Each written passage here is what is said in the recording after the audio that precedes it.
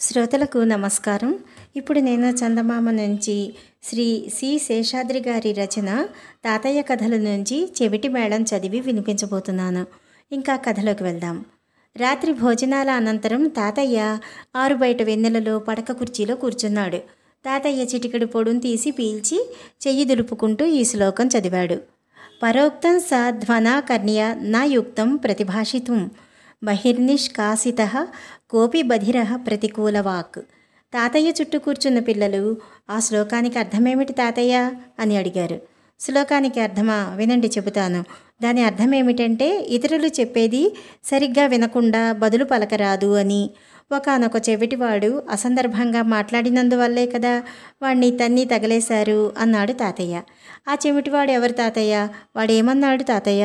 వాణ్ణి ఎందుకు తన్ని తగలేశారు తాతయ్య అంటూ పిల్లలు ప్రశ్నల వర్షం కురిపించారు. ఎందుకర్రా అన్ని ప్రశ్నలు?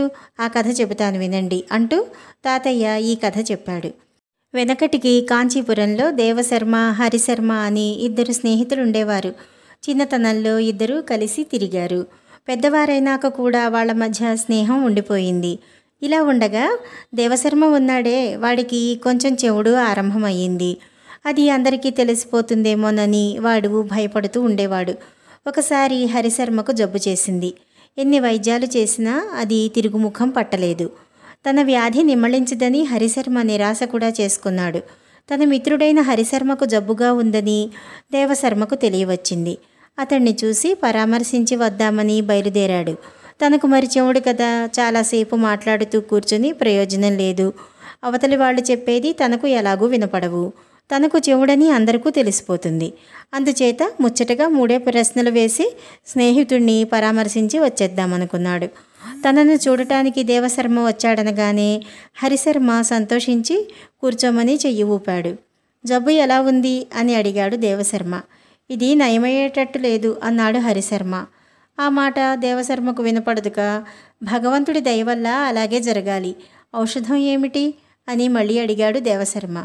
మృత్యువే ఇక నాకు ఔషధం అన్నాడు హరిశర్మ. అదే మంచి మందు. ఇంతకు వైద్యుడెవరు అని దేవశర్మ మళ్ళీ హరిశర్మను ప్రశ్నించాడు. ఎవడా? యమధర్మరాజు అన్నాడు హరిశర్మ ఒళ్ళు మండి. అతన్నే నమ్ముకో, చాలా గట్టివాడు అన్నాడు దేవశర్మ.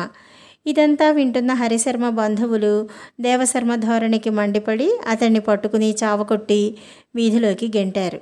చూశారా, అవతలివాడు మాటలు వినకుండా జవాబివ్వటం ఎంత తప్పోను అన్నాడు తాతయ్య.